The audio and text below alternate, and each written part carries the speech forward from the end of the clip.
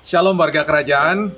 Firman Tuhan hari ini berjudul kata-kata untuk koneksi. Kata-kata untuk koneksi. Kita baca dari firman Tuhan Yakobus pasal yang ketiga ayat yang kelima. Firman Tuhan mengatakan begini, demikian juga lidah, walaupun suatu anggota kecil dari tubuh, namun dapat memegahkan perkara-perkara yang besar. Lihatlah, betapapun kecilnya api, ia dapat membakar hutan yang besar. Kata-kata, perkataan itu adalah sesuatu yang sangat penting. Dari perkataan kita bisa membangun, dari perkataan kita bisa menghancurkan kehidupan. Bukan sekedar kehidupan orang lain, kita juga bisa menghancurkan atau kita bisa membuat diri kita sendiri menjadi lebih baik. Jadi, ingat bahwa perkataan itu adalah sesuatu yang sangat-sangat esensinya luar biasa besarnya, dan itu merupakan sesuatu yang sangat penting bagian dari kehidupan manusia. Oke, perhatikan prinsip ini baik-baik. Setiap kali kita memiliki sebuah perangkat elektronik itu akan berfungsi dengan baik, dengan maksimal jika kita plug in. Ketika kita masukkan kabelnya terkoneksi dengan listrik.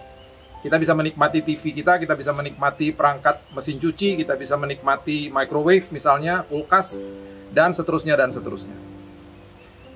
Salah satu koneksi daripada kehidupan kita dengan orang lain itu adalah perkataan kita. Dari perkataan itu kita bisa terkoneksi dengan baik kepada manusia lain atau juga kepada Tuhan terlebihnya, secara vertikal dan secara horizontal.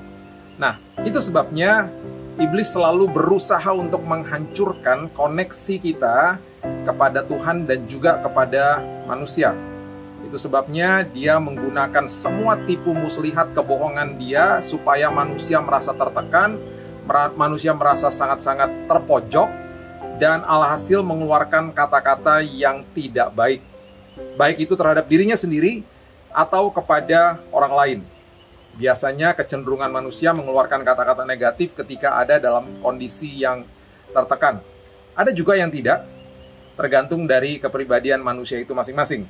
Hari ini kita mau belajar untuk menggunakan perkataan kita dengan baik dan benar.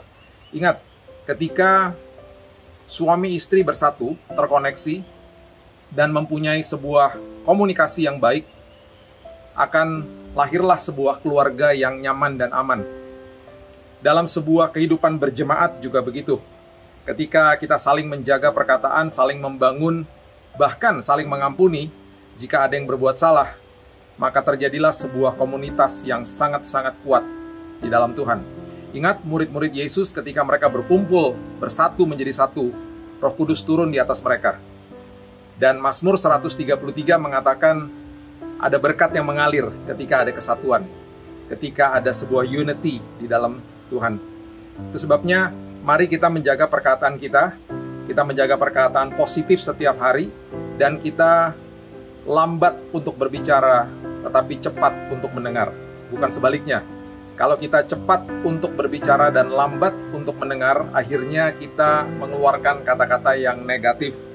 Firman Tuhan mengatakan di Yakobus 3 ayat 9 dan 10, dengan lidah kita memuji Tuhan, Bapa kita, dan dengan lidah kita mengutuk manusia yang diciptakan menurut rupa Allah.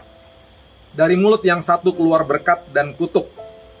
Itu sebabnya dikatakan hal ini, saudara-saudaraku, tidak boleh demikian terjadi. Dengan jelas Alkitab mengatakan tidak boleh terjadi.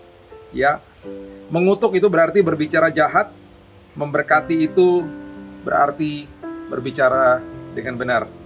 Itu sebabnya isilah perkataan kita hari ini dan mulai melatih hidup kita untuk melakukan dan memperkatakan perkataan yang positif, perkataan yang benar setiap hari terhadap diri kita sendiri dan juga terhadap orang lain.